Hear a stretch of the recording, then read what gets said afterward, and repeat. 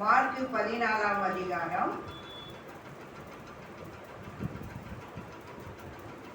12 to 25 வரைக்கும். தலைப்பு உடன்படிக்கை. இந்த 4 தலைப்பு உடன்படிக்கை. உடன்படிக்கை பொழுது ஆண்டவரே புதிய உடன்படிக்கை, அது உடன்படிக்கை புதிய உடன்படிக்கை தலைப்பு. இந்த புதிய உடன்படிக்கையினுடைய காலத்தை இந்த நாளில் நம்ம தியானிக்கலாம். தேவனுடைய வார்த்தையை மார்க்கு 14ஆம் அதிகாரம் 21வது வசனம், 22, 23, 24 வாசிக்கணும். 21 வாசிக்கிறேன். மனுஷகுமாரன் தம்மை குறித்து எழுதியிருக்கிறபடியே போகிறார். ஆகிலும் எந்த மனுஷனாலும் மனுஷகுமாரனை காட்டிக் கொடுக்கிறான் அந்த மனுஷனுக்கு ஐயோ. அந்த மனுஷனுக்கு ஐயோ. அந்த மனுஷன் பிரவாதிதானால் அவன் நலமா இருக்கின்றார். அவர்கள் போஜனம் பண்ணுகையில் இயேசு அப்பத்தை எடுத்து ஆசீர்வதித்து அதை விட்டு அவருக்கு கொடுத்து, இதை நீங்கள் வாங்கி குசியுங்கள், என்னுடைய சரீரமா இருக்கிறது என்றார். அடுத்தபடியாக என்ன சொல்றாருன்னா 24, அப்பொழுது அவர் அவர்களை நோக்கி, இது அநேகருக்காய் சிந்தப்படுகிற புதிய உடன்படிக்கைக்குரிய என்னுடைய ரத்தமா இருக்கிறது அப்படின்னு சொல்றார். புதிய உடன்படிக்கைன்னு சொன்னா இயேசு கிறிஸ்து சிலுவையில ரத்தம் சிந்தி மறிக்க போறதுக்கான உடன்படிக்கை தான் புதிய உடன்படிக்கை. இந்த புதிய உடன்படிக்கைன்னு சொல்லும்போது பழைய உடன்படிக்கையா போயிருக்கணும் இல்லையா? பழைய உடன்படிக்கை என்னன்னு சொன்னா அது பஸ்கா. பழைய உடன்படிக்கை தான் பஸ்கா. பஸ்கா என்ன செய்யறாங்கன்னு சொன்னாக்கா, அவங்க பஸ்கா ஆட்டை அடிக்கிறது. அது எங்க தொடங்குறாங்கன்னு சொன்னா மோசே காலத்துல ஆண்டவரே இஸ்ரவேல் மக்களை எகிப்துல இருந்து கொண்டு வருவதற்காக அந்த பஸ்கா பண்டிகையை ஆண்டவர் என்ன செய்யறாருன்னா அதை செய்ய ஆயத்தமா இருந்து அந்த பஸ்கா பண்டிகை தான் முதல் பண்டிகை. அந்த நாட்கள்ல யாத்ராகமத்தை வாசிக்கும் பொழுது பார்த்தா இஸ்ரவேல் மக்களை அங்கிருந்து கொண்டு வருவதற்காக ஆண்டவர் என்ன செய்யறாருன்னா முதலாவது அந்த பஸ்காவை செய்ய சொல்றார். அது என்னன்னா கடைசி அவரை கொண்டு வருகிற அற்புதம். அதுதான் அந்த அற்புதத்துக்காக இஸ்ரவேல் மக்கள் அவங்களை மீட்டு கொண்டு வரப்போகிறார். அதுக்காக அவர் என்ன பண்றாருனாக்கா அந்த பஸ்காவை ஏற்படுத்துகிறார். 12ஆம் அதிகாரம் யாத்ராகமம் 12ஆம் அதிகாரம் 3வது வசனம் வாசிக்கலாம். யாத்ராகமம்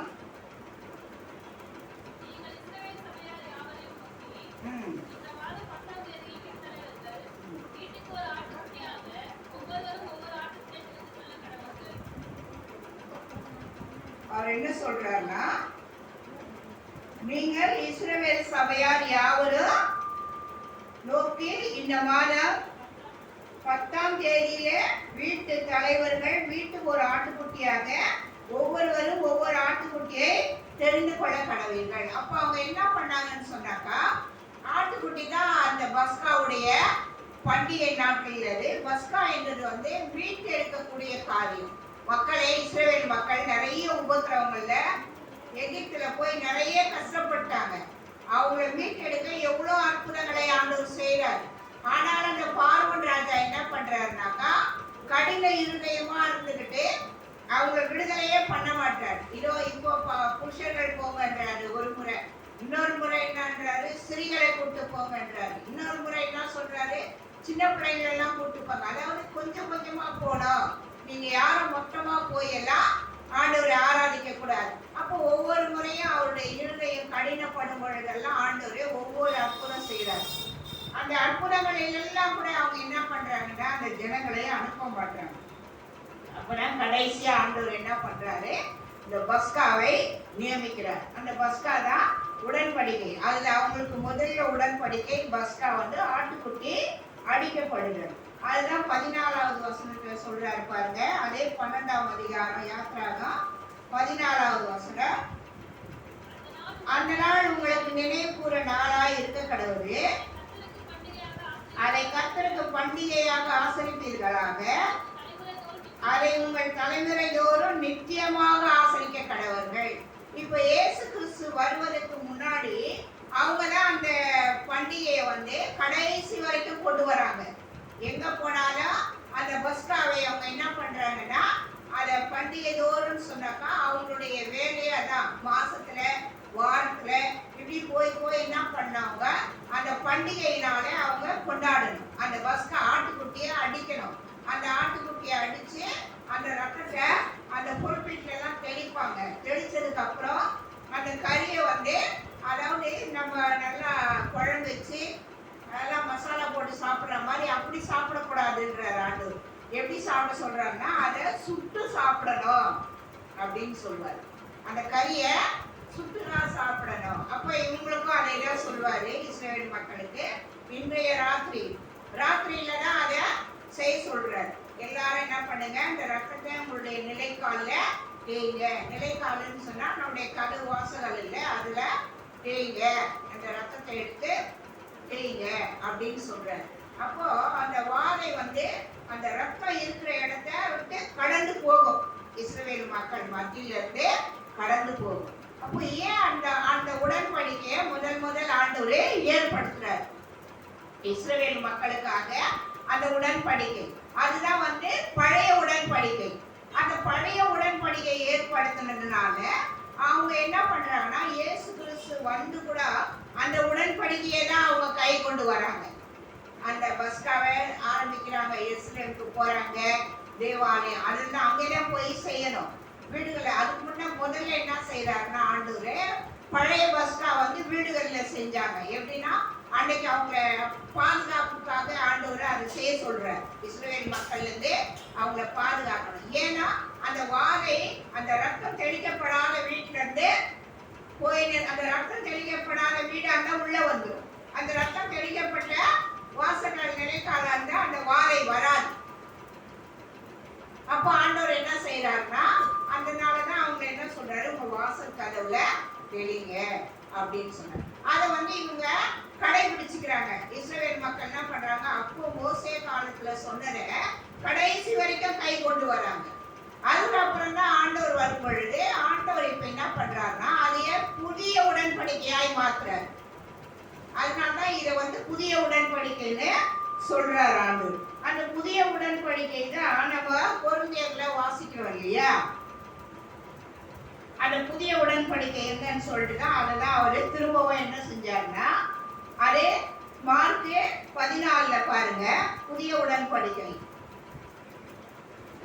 மார்க் 14 23 24 சொல்றாரு. அடுத்தபடியா 25வது வசனத்திலயும் சொல்றாரு. வாசிப்போம். 23 24 புதிய உடன்படிக்கை. சோத்திரம் பண்ணி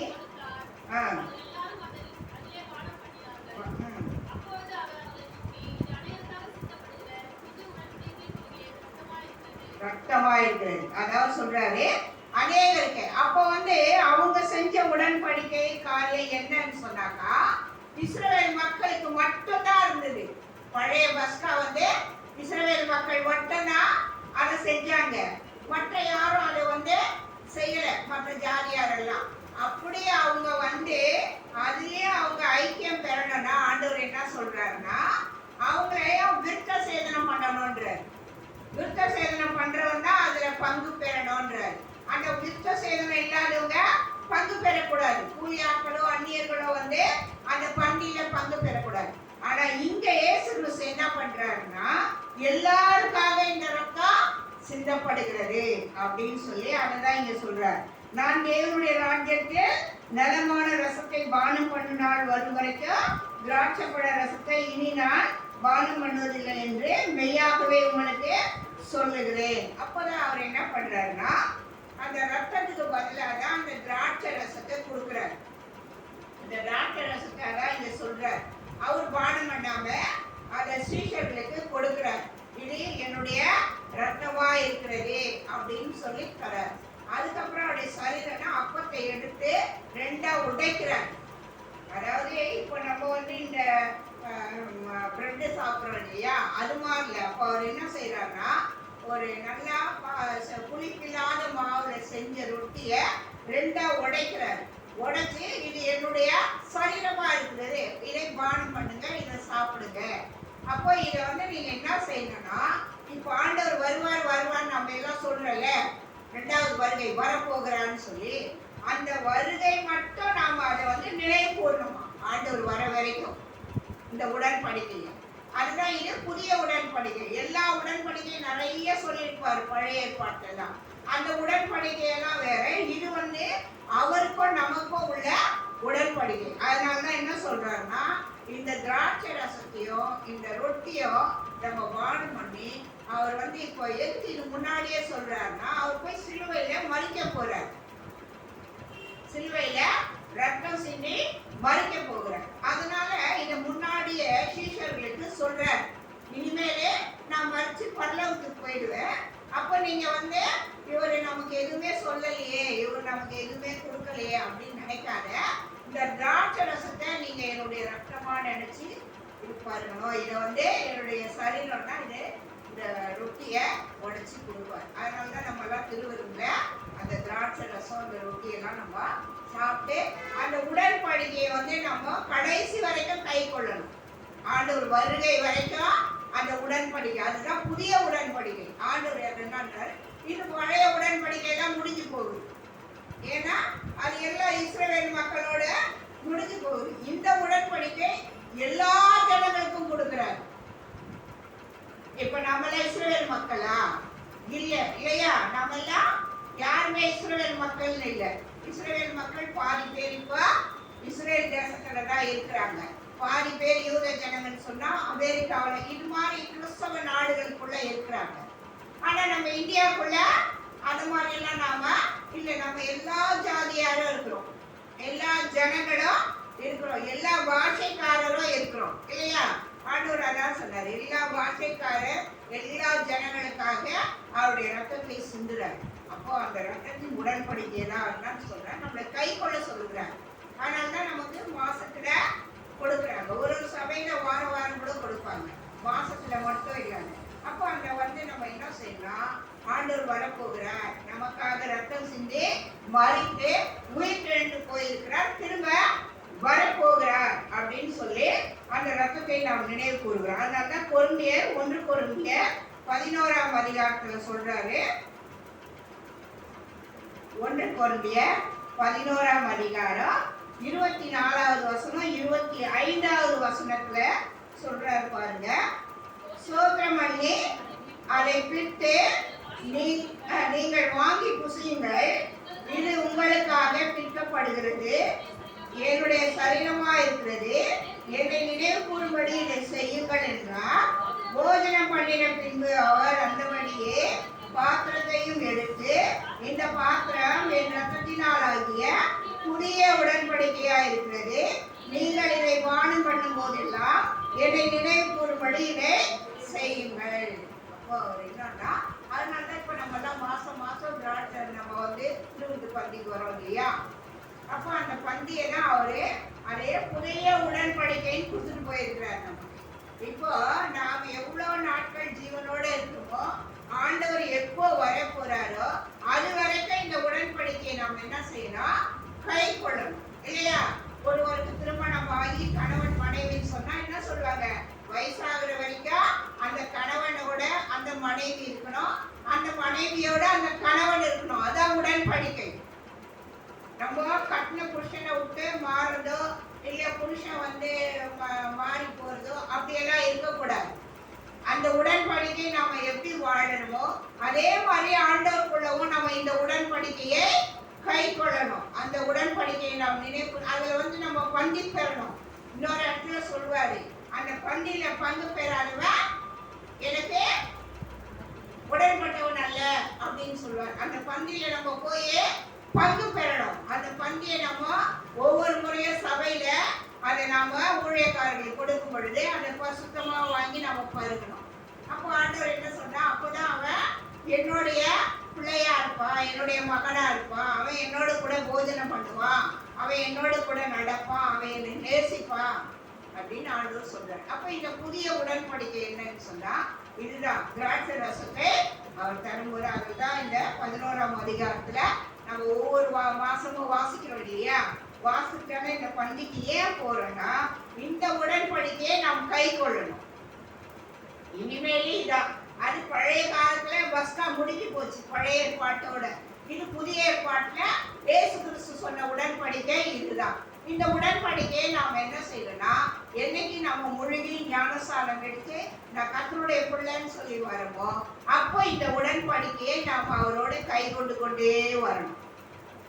அப்போ நம்ம அவருடைய பரலோக ராஜ்யத்துக்கு பங்குள்ளவர்களாய் மாறுவோம்.